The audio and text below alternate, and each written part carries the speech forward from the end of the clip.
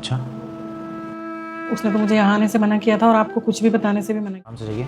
और हाँ, आपको कंपनी से किसी ने निकाला है, संगीता को कल से ऑफिस भेज देना।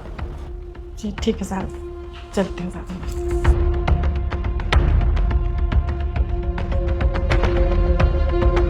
ज्योति, अब सर वो मुझे आपसे कुछ बात करनी है इम्पोर्टेंट। पहले आप खड़े हो जाओ। हाँ सॉरी। यस सर, वो एक्चुअली मुझे ना आपको बहुत इंपॉर्टेंट बात बतानी थी। बात बताने से पहले यू आर फायर्ड, जा सकती हो तुम। बट सर मैंने ऐसे किया क्या है, आप क्यों मुझे फायर कर रहे हो? मैंने तो ऐसी कोई गलती भी नहीं की ना, मुझसे कुछ हुआ है रिसेंटली, आप मुझे फायर क्यों कर रहे हो? कुछ तो किया होगा ना तुमने ऐसा, कंपनी के कुछ रूल्स ब्रेक किए होंगे, पॉलिसी ब्रेक की होगी और जो बदतमीजी की होगी, इसलिए मैं तुम्हें यहाँ से निकाल रहा हूँ। और खाली निकाल ही नहीं रहा हूँ, मैं ब्लैक लिस्ट भी कर रहा हूँ ताकि तुम्हें कहीं और जॉब भी ना मिले। सर मुझे आपको इतनी इंपॉर्टेंट बात बतानी है और आप मुझे ही फायर कर रहे हो। तो क्या बात बताने वाली थी, बताओ तुम। आप जानते हो ना हमारे यहाँ पे एक स्वीपर है, उसका नाम संगीता है। वो अपनी माँ को लेके ना आपकी चेयर पे बैठी हुई थी और मैंने उसको चिल्ला के भगा दिया। पता नहीं इसकी हिम्मत कैसे हो गई, यहाँ आके अपनी माँ को आपकी चेयर पे बैठा दिया। मैं तो सोचती ही रह गई हुआ क्या। तो क्या बात हुई थी उस टाइम पे? बस चिल्लाया उनपे और उनको भगा दिया। अच्छा, बेटा मैं तुझे बहुत दिनों से देख रही हूँ, तू मुझे अनदेखा कर रहा है। मुझे बिना देखे ही वीडियो ऊपर कर देता है।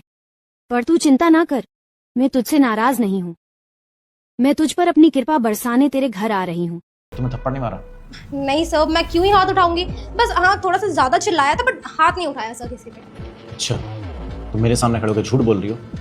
सुनो मेरी बात, इस कंपनी का एक रूल है, कोई किसी के साथ बदतमीजी नहीं कर सकता और किसी के ऊपर हाथ नहीं डाल सकता। और तुमने किसी लड़की को उसकी माँ के सामने थप्पड़ मारा है और फिर यहाँ पे खड़े होकर तुम झूठ भी बोल रही हो। देखिए सर, आपको गलतफहमी हो गई होगी, मैंने ऐसा कुछ भी नहीं किया और ना ही कुछ झूठ बोल रही हूँ मैं। आप समझने की कोशिश कीजिए। ये रही सीसीटीवी फुटेज जहाँ पर तुम साफ साफ उस लड़की को थप्पड़ मार रही हो। तुम ये शायद भूल गई हो, इस कंपनी में हर जगह सीसीटीवी लगे हुए और तुम उसके बाद मेरे मुंह पर खड़े होकर झूठ बोल रही हो।